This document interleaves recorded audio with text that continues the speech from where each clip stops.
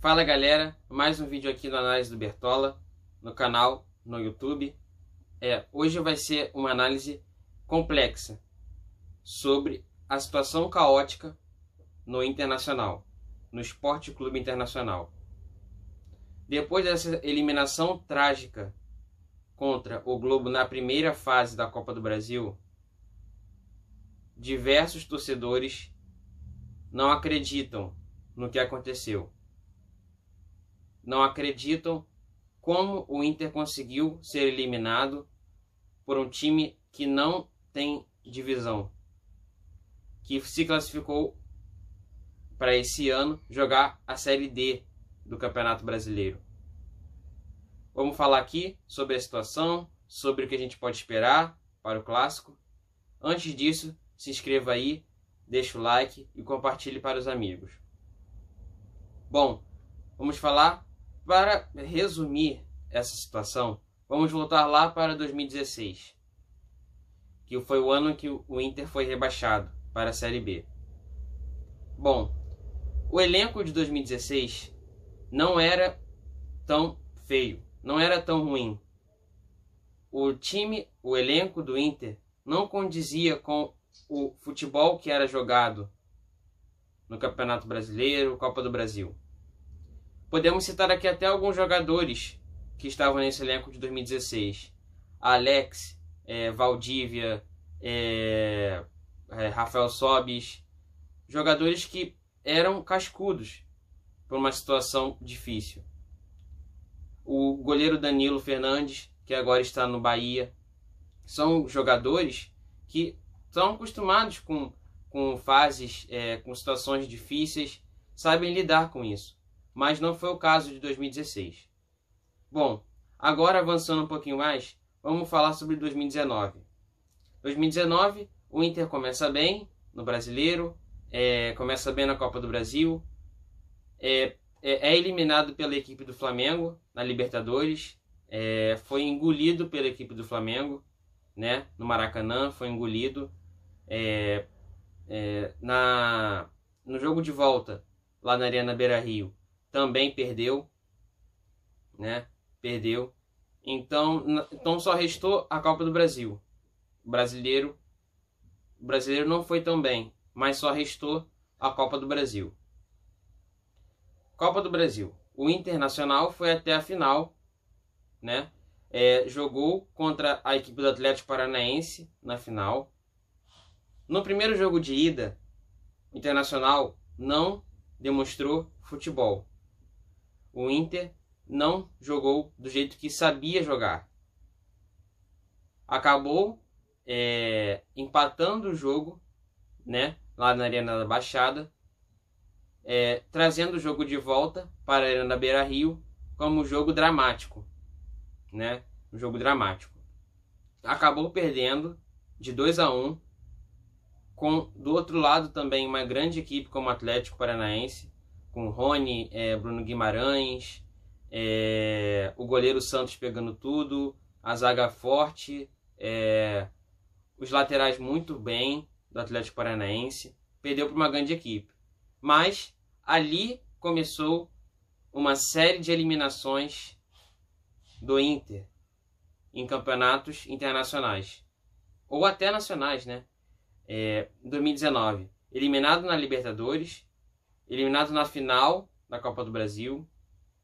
2020 começou, né? 2020 começou ali, com o Inter muito bem no início do ano, muito bem. Thiago Galhardo, Saravia jogando muito, Bosquilha, Cuesta, Marcelo Lomba agarrando bem, e o Roberto aparecendo um pouco, né?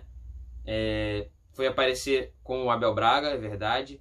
Mas foi nesse ano que o Inter demonstrou ser uma equipe que brigaria por títulos nos campeonatos.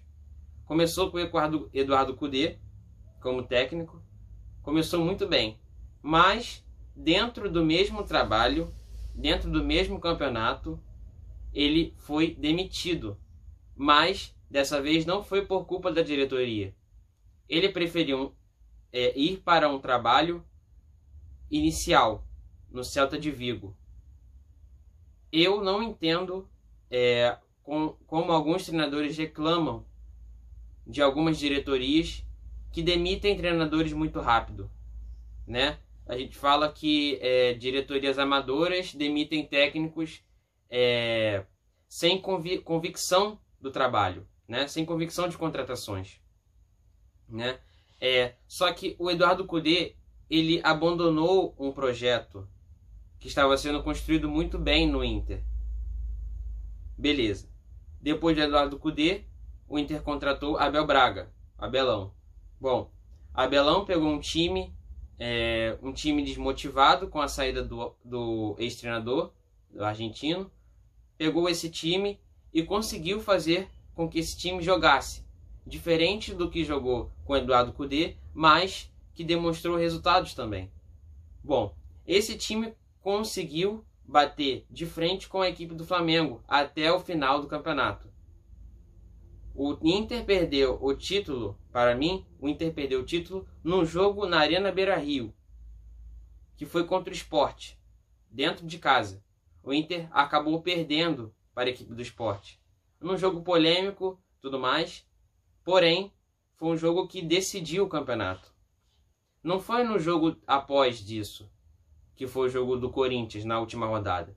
Para mim não foi esse o jogo decisivo. Para mim o jogo decisivo foi contra o Sport, que se tivesse ganho o jogo, teria sido muito provavelmente o campeão brasileiro de 2020, né? Depois disso, a diretoria conversou com Abel Braga, disse que o Ángel Ramírez, que era o técnico do Independente Del Valle, iria assumir a equipe. Isso durante o campeonato. Então Abel Braga treinou o time do Inter sabendo que no ano seguinte não trabalharia mais no comando da equipe. Bom, 2021 chega e a Ángel Ramírez assume a equipe, né? Assume a equipe e não demonstra resultados no início do trabalho. Só que o pequeno detalhe que fez com que ele saísse foi a eliminação trágica também para o Vitória na Copa do Brasil. Isso nas quartas de final da Libertadores. Quartas ou oitavas, não me lembro, não me recordo muito. Mas foi uma eliminação sofrida, dolorosa para a torcida, né? E aí acabou que o Ángel Ramírez foi demitido. Vindo assim, logo depois, o Diego Aguirre. Depois eu vou fazer uma análise do que eu acho dessas contratações de técnicos sem critérios. Sem critério, sem embasamento algum. Tá? Depois eu vou falar sobre isso. Nesse mesmo vídeo. Fique aí. Bom, vem Diego Aguirre, né? Depois do Ángel Ramírez. Diego Aguirre assume, depois dessa eliminação, consegue terminar ali o campeonato de uma forma digna. Digna não. De uma forma que não humilhasse mais a torcida, humilhasse mais o clube. Terminou de uma forma honesta, né?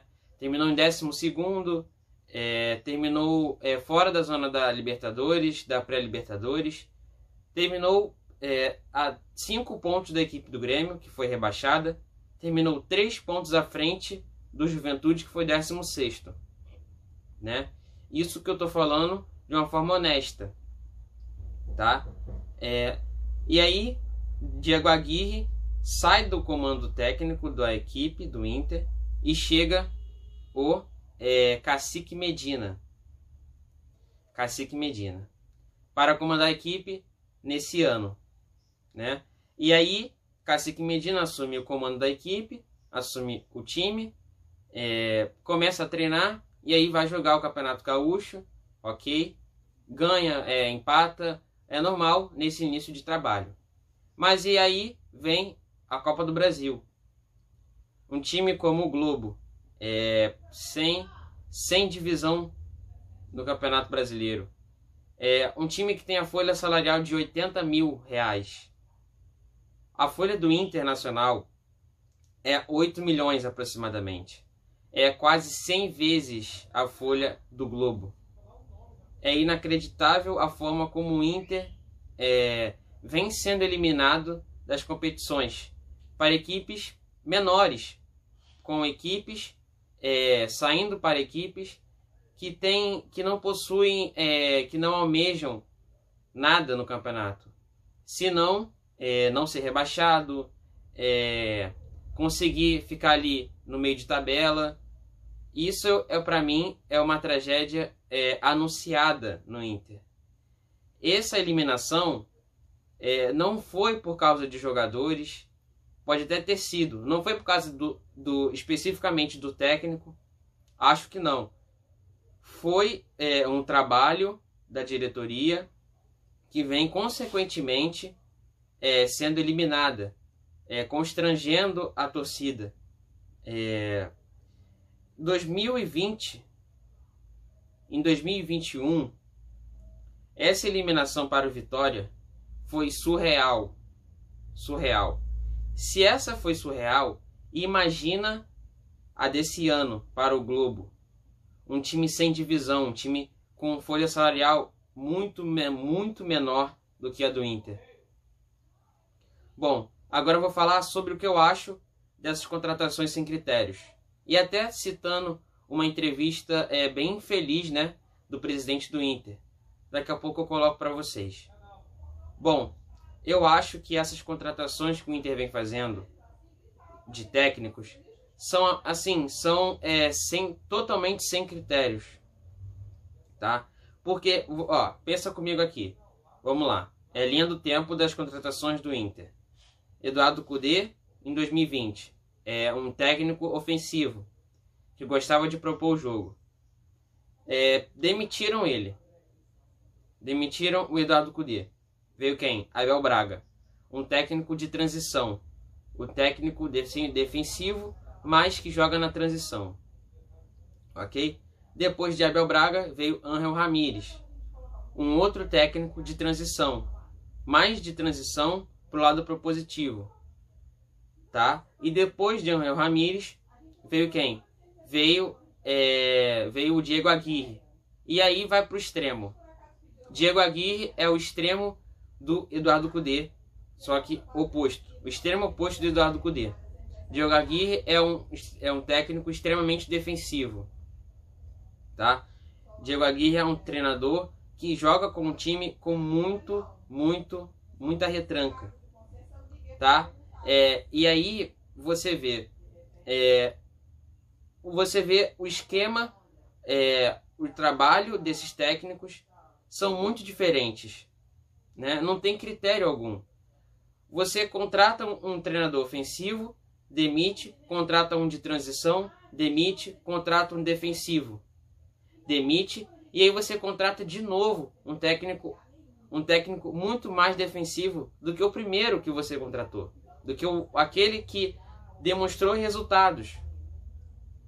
E aí às vezes colocam culpa muito nos jogadores. Tem culpa, beleza, mas tem que ver também qual é o planejamento da diretoria. Qual que é o planejamento da diretoria para os campeonatos? Você não tem uma linha de raciocínio de como a sua equipe quer jogar.